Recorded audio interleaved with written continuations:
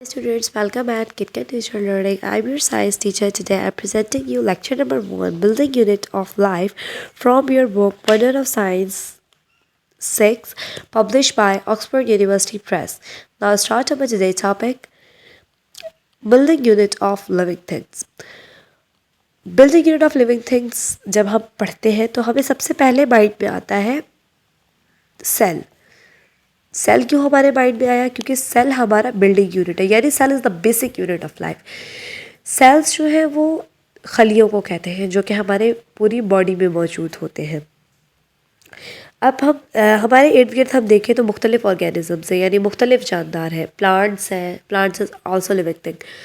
Plants हो गए, animals हो गए, हम ह्यूमन बींग्स हो गए, और मुख्तलिफ चीज़ें, कुछ जानवर वगैरह देखते हैं तो ये सब जानदार हैं और इन सब में सेल होता है। कुछ जानदार बहुत ज़्यादा बड़े होते हैं और कुछ जानदार बहुत ज़्यादा छोटे होते हैं।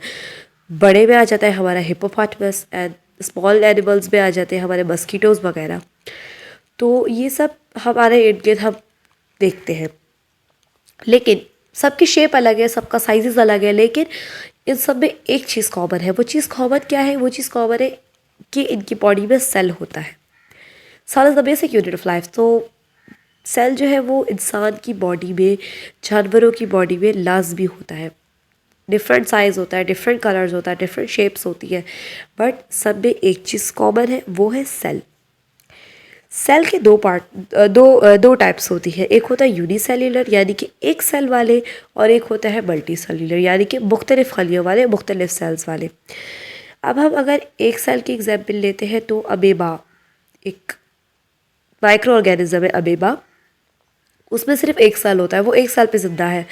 और अगर हम एग्जाम्पल लेते हैं मल्टी सेल्यूलर की, तो आप डॉग देख लें या आर्ट देख लें, ये इनमें जो है वो काफ़ी ज़्यादा सेल्स होते हैं, तो ये हमारा मल्टी सेल्यूलर में आ जाता है। आप सोचें कि आप यूनिसेल्यूलर है या मल्टी सेल्यूलर है, तो हम इंसान जो है वो मल्टी सेल्यूलर है, क्योंकि हमारे अंदर काफ़ी सारे सेल्स होते हैं। रेड ब्लड सेल है, वाइट ब्लड सेल है, प्लेटिलेट्स है, हमारे अंदर भी काफ़ी सारे सेल्स होते हैं। सबसे पहले हम ये पढ़ते हैं कि सेल आखिर कैसे पता लगा हमें सेल है। डिस्कवरी ऑफ सेल पढ़ते हैं। सबसे पहले एक इंग्लिश साइंटिस्ट थे जिनका नाम था रॉबर्ट हुक। 1665 में उन्होंने एक थिन स्लाइस ऑफ कॉक, यानी एक पत्ते का एक टुकड़ा लिया। जब उन्होंने माइक्रोस्कोप के थ्रू उसको देखा तो रॉबर्ट को उसके अंदर कुछ छोटे छोटे बॉक्सेस नज़र आए। उन्होंने एक सिंपल कंपाउंड माइक्रोस्कोप यूज़ किया था, तो उन्होंने देखा कि उस पत्ते के अंदर छोटे छोटे जो है वो रूम्स बने हुए हैं। जब उन्होंने उस रूम को एग्जामिनाइट किया, यानी जब उसको देखा, तो उन्होंने उस रूम्स का नाम सेल रख दिया। सेल एक लैटिन वर्ड है जिसका मतलब होता है स्मॉल रूम। तो इस तरह हमारा सेल डिस्कवर हुआ। हमारा सेल डिस्कवर किसने किया? रॉबर्ट हुक ने डिस्कवर किया। क्योंकि वो तो सेल तो हमारी बॉडी के अंदर होते हैं ना, तो हम अपनी आम आँख से नहीं देख सकते। तो हमें ये किसने बताया कि हमारी बॉडी में सेल होते हैं? सबसे पहला सेल किसने देखा? वो देखा रॉबर्ट हुक ने 1665 में। अब इसी तरह रॉबर्ट हुक के बाद मज़ीद सेल पे जो है वो डिस्कवरी शुरू हो गई। मज़ीद सेल पे जो है वो थ्योरीज़ आई, काफ़ी ज़्यादा थ्योरीज़ वगैरह आने लगी। इसी तरह सेकेंड साइंटिस्ट हमारे आते हैं 1838 में। एक जर्मन साइंटिस्ट जिसका नाम मैथियस था, उन्होंने एक एक्सपेरिमेंट किया। उन्होंने मुख्तलिफ प्लांट्स लिए। रॉबर्ट ने तो एक पत्ता लिया था ना, लेकिन मैथियस ने क्या किया? मैथियस ने मुख्तलिफ प्लांट्स लिए। मैथियस ने देखा मुख्तलिफ प्लांट्स में, उन्होंने एक ही चीज़ देखी, सबका साइज़ अलग था, शेप अलग था, लेकिन सब में जब मैथियस ने देखा, सब में भाई एक ही चीज़ है, वही स्मॉल स्मॉल बॉक्सेस। जब उन्होंने स्मॉल बॉक्सेस देखे तो मैथियस ने ये थ्योरी करी कि भले प्लांट की शेप की कोई भी हो, कलर कोई भी हो, लेकिन उसका एक फीचर सेम होता है, वो होता है उनके सेल्स। अब मैथियस के बाद आ जाते हैं 1839 में। एक मैथियस के काम के बाद काफ़ी देर बाद हमारे एक साइंटिस्ट आ जाते हैं Theodore Shawn.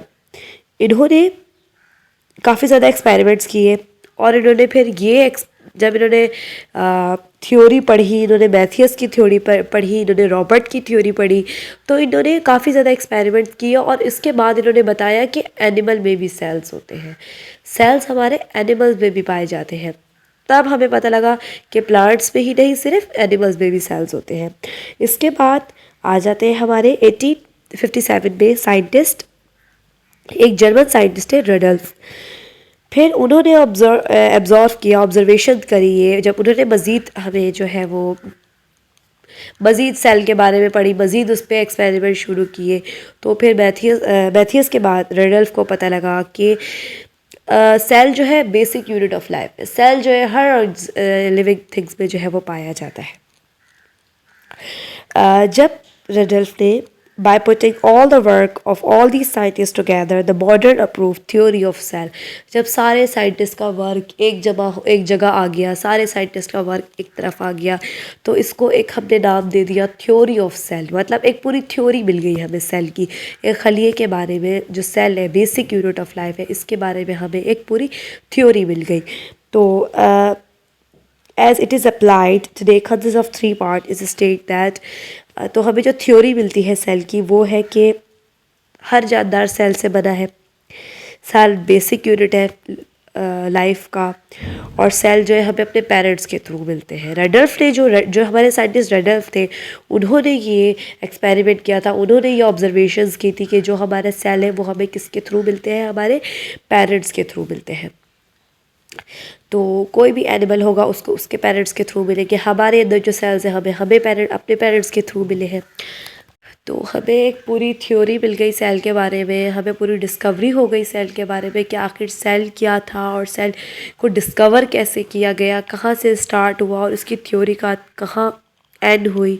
So in the last हम जो नेक्स्ट टॉपिक में पढ़ेंगे, जो हम अपने अगले लेक्चर में पढ़ेंगे, हम पढ़ेंगे माइक्रोस्कोप के बारे में कि हमारा माइक्रोस्कोप, क्योंकि ये जितनी भी हमें सेल के बारे में पता लगा साइंटिस्ट ने किसके ज़रिए देखा था, माइक्रोस्कोप के ज़रिए देखा था। तो हम अपने नेक्स्ट वीडियो में हम पढ़ेंगे माइक्रोस्कोप के बारे में।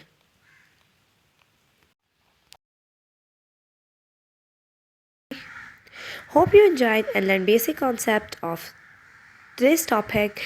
Don't forget to find answers of these questions and find and write answers of the question in your summer vacation copy or journal within 24 hours to maintain your